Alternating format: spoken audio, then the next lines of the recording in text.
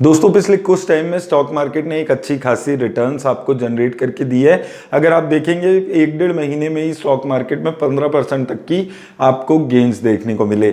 अब दोस्तों ये जो टाइम होता है जब स्टॉक मार्केट अच्छा परफॉर्म कर रही होती है, ये एक अच्छा मौका होता है आपके लिए उन नॉन परफॉर्मिंग म्यूचुअल फंड से निकल जाने का जो आपको लॉन्ग टर्म में अपने बेंचमार्क को भी बीट नहीं कर पा रहे हैं। तो इस वीडियो में हम मिड कैप कैटेगरीज के फंड्स पे बात करने वाले हैं जिन्होंने बहुत ही खराब परफॉर्मेंस किया है कुछ टाइम में, साथ में उनकी जो एसेट अंडर मैनेजमेंट है वो भी ज्यादा हो चुकी है और उनकी जो एक्सपेंस रेशोज है वो भी ज्यादा यहां पर दिखती है। तो आइए दोस्तों देख लेते हैं ये वीडियो। तो दोस्तों वीडियो शुरू करने से पहले अगर अभी तक आपने अपना डीमैट अकाउंट नहीं खुलवाया है तो लिंक मैंने डिस्क्रिप्शन में दे दिया, आप जाकर खुलवा सकते हैं।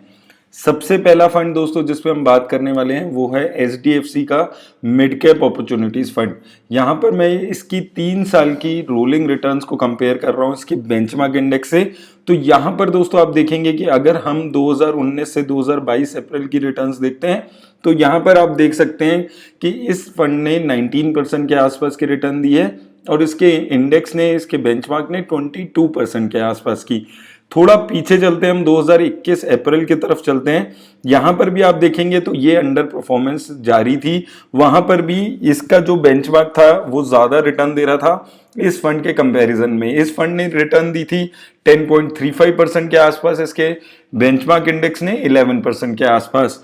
और दोस्तों पीछे चलते हैं, मई 2017 से मई 2020 का रोलिंग रिटर्न पीरियड देखते हैं तो यहां पर भी वो अंडर परफॉर्मेंस साफ दिखती है। इस टाइम पे भी जो इसका बेंचमार्क इंडेक्स था वो इससे ज्यादा अच्छी रिटर्न्स दे रहा था अगर हम इस फंड से कंपेयर करते हैं। अब इस फंड की हम एक बारी ये देख लेते हैं कि एक्सपेंस रेशो कितनी है। एक्सपेंस रेशो आप देखिए 1% के आसपास की है, तो काफी ज्यादा इसकी एक्सपेंस रेशो अभी हो चुकी है।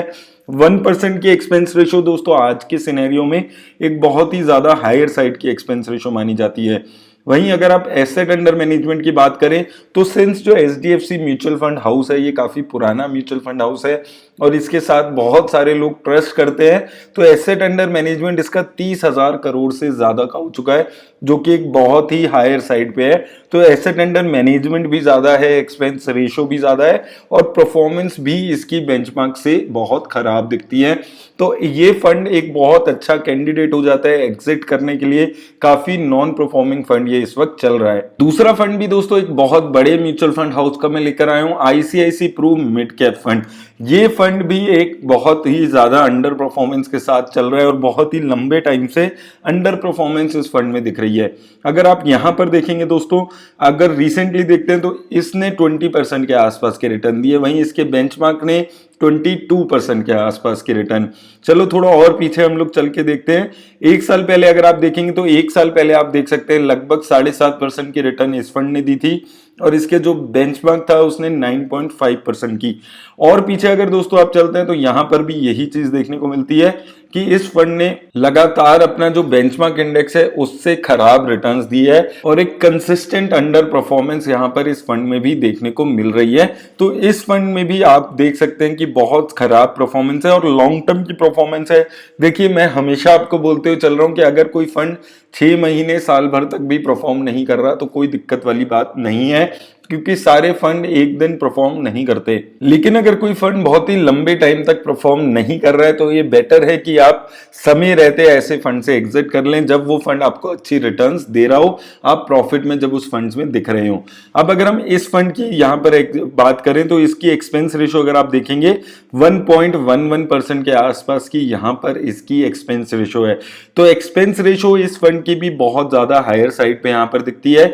एसेट अंडर मैनेजमेंट की बात करें तो 3000 करोड़ की है, तो एसेट अंडर मैनेजमेंट बहुत ज्यादा नहीं है इस फंड का, लेकिन जो इसकी एक्सपेंस रेशो है ये इसके अंडर परफॉर्मेंस के बावजूद भी बहुत ज्यादा हायर साइड पे दिखती है। तो आपके लिए अच्छा मौका है इस फंड से अभी भी निकल जाने का। नेक्स्ट फंड दोस्तों आ जाता है एबीएसएल मिड कैप फंड। अगर हम इस फंड के बारे में बात करते हैं, एक्चुअली अगर हम इस फंड हाउस के बारे में बात करते हैं तो लगभग मैंने ये देखा कि मैं जब भी कोई भी किसी भी कैटेगरी के नॉन परफॉर्मिंग फंड्स पे वीडियो बनाता हूं तो इस म्यूचुअल फंड हाउस का एक आधा फंड तो हमेशा निकल कर आता है। हमने फ्लेक्सी कैप कैटेगरी पे बात की थी तो भी इसका एक फंड था, ईएलएसएस पे बात की थी तो भी एक इसका फंड था। तो यहाँ पर मिड कैप में भी ये फंड नहीं चूका है, यहाँ पर भी ये बहुत अच्छे नॉन परफॉर्मेंस दिखा रहा है, बहुत ही खराब परफॉर्मेंस यानी कि ये दिखा रहा है।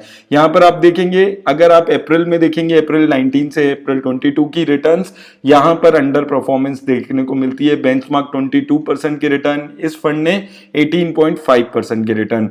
थोड़ा और पीछे चलते हैं, 6 महीने पीछे में भी आप देखेंगे 5% का गैप है, 5% कम रिटर्न इसने अपने बेंचमार्क से दी है। थोड़ा और 6 महीने पीछे चलते हैं तो 6% कम रिटर्न इसने अपने बेंचमार्क से दी है, और लगातार अंडर परफॉर्मेंस आप किसी भी पीरियड में देख सकते हैं, किसी भी टाइम हॉरिजॉन में आप देख सकते हैं, यहां पर परफॉर्मेंस नहीं आ रही है। तो अगर आप गलती से इस उम्मीद में बैठे हुए हैं कि आदित्य बिरला का कोई फंड अचानक से परफॉर्म करने लगेगा, तो बहुत टाइम हो चुका है ये चीज हम देखते हुए कि लॉन्ग टर्म से ये फंड परफॉर्म नहीं कर रहे हैं।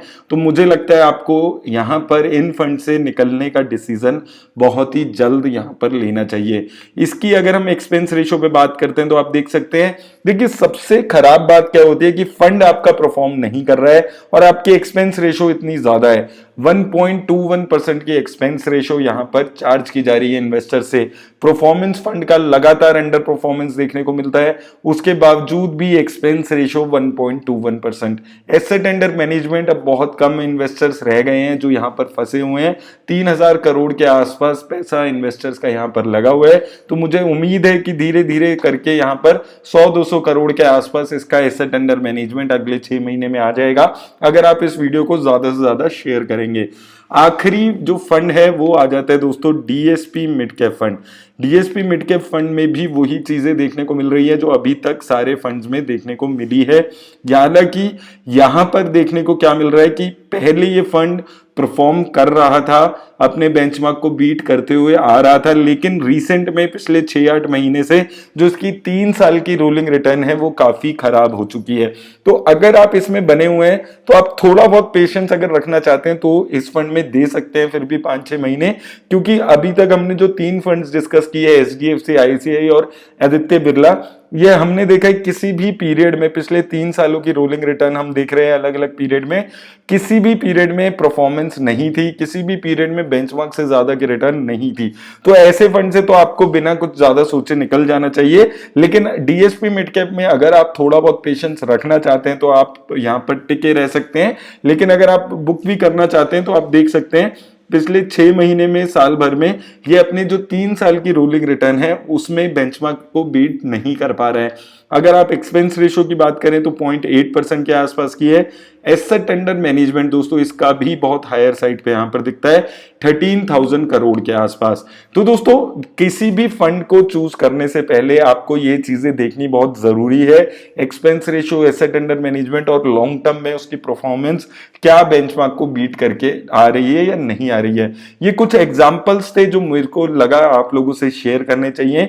आप भी अपने जिस भी म्यूचुअल फंड में आप इन्वेस्ट करते हैं उसको ऐसे जाकर चेक करें और देखें कि क्या वो फंड लॉन्ग टर्म में परफॉर्मेंस दे पा रहा है।